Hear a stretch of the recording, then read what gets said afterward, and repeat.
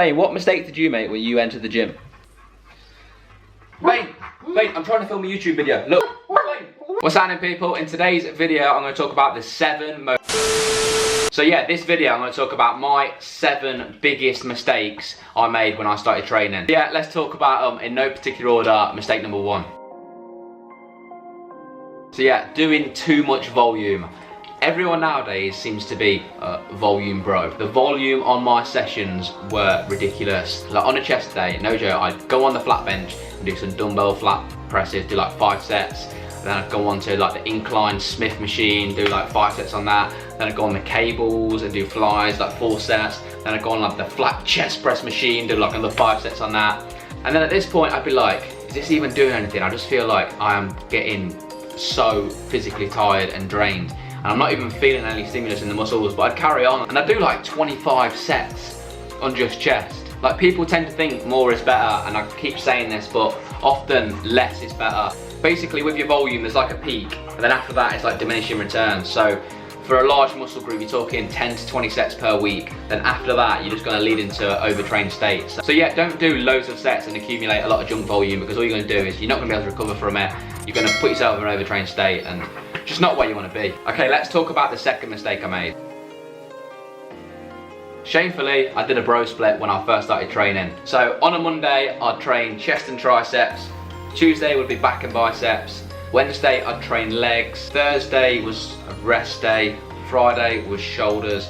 Saturday was arms, and then I'd repeat that cycle. To be honest, this isn't like the worst mistake in the world, doing a bro split. Like, you can make gains off bro split, but you're definitely not maximizing how much gains you can make. The best thing to do when you start the gym is basically either do a full body split, an upper lower split, or push pull leg split, depending on how much time you've got to get into the gym. What these splits allow you to do is hit each muscle group at least twice a week. And studies have shown that it's a lot better to have higher frequency of training in each muscle group than it is to just a blast one day where you do loads of volume on one body part. But yeah, a bro split isn't the worst mistake in the world, but you are going to significantly hold your progress up by just training a body part once a week. Anyway, let's move on to my 3rd mistake.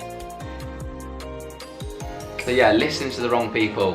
When I started the gym, I remember a few occasions where people would come up to me and talk to me about training. And I remember some of them conversations, and now with the knowledge I have now, and reflecting back on them conversations, like, wow. Like, the information that people give out, like in the fitness industry, there's so much bullshit. Use some reliable sources for your information if you're gonna research it.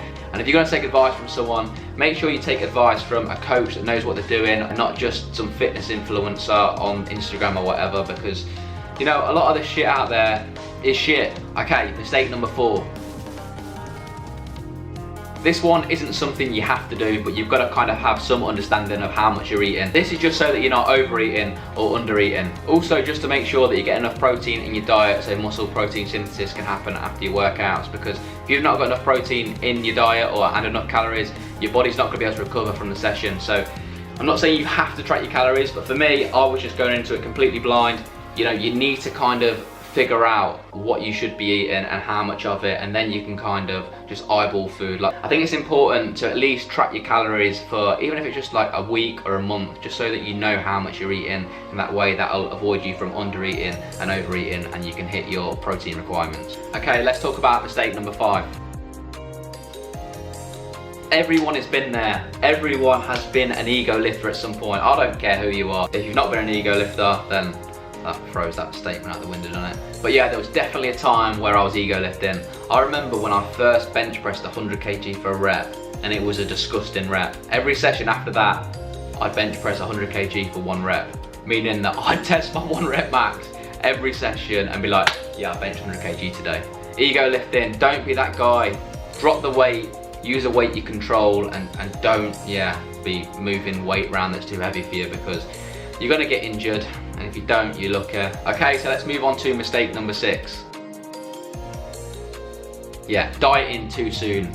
Basically, I had this goal in my head where I wanted to look really aesthetic, get lean, have muscle, and I wanted to do that within a year, which you can make good gains from a year, but my expectations and goals weren't really realistic. So basically, I started dieting too soon. Like, I'll put a picture on the screen now of what I looked like after my first year of lifting, which, to be honest, was pretty shredded, weren't I? Like, I literally spent so much time in a dieting phase. I bulked for like 7-8 months, and I did a cut for like literally 5 to 6 months. So yeah, I did waste a lot of time shredded down when I could have been building muscle. I know I got a sick photo, and well, is it that sick? At the time I thought it was sick. So, you know, yeah, don't waste all your time dieting and trying to get lean. Build some muscle first.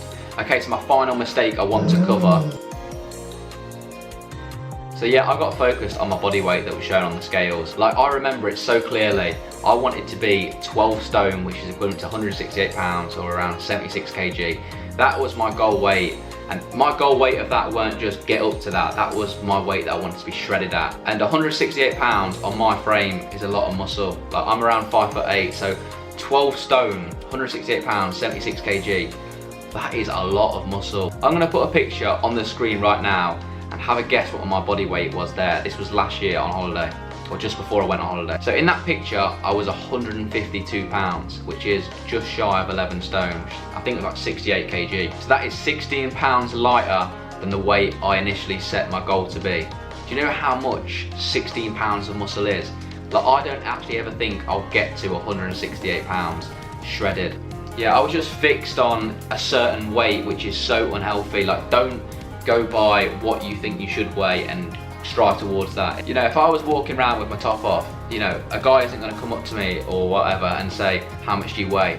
They're probably going to say, oh, you look good, or maybe they just wouldn't say anything and just think, what's whack. But yeah, what I'm getting at, don't have a number fixed in your head and try and get to that certain body weight. Anyway, that does conclude this video. They were my 7 mistakes I made when I first started training. If you made any similar mistakes or the same mistakes, put it in the comments and then I can laugh at you as well. Also, if you're making any of these mistakes right now, probably a good idea to stop making them.